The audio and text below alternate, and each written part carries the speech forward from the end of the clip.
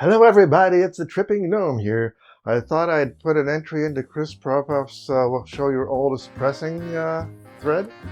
And mine is from 1941 by Columbia Masterworks, Leopold Stokowski conducting the All-American Orchestra, a shellac of Peter and the Wolf. That would be this one. It's still in really good shape. I've got to be really careful I don't actually shatter it since shellac breaks easily.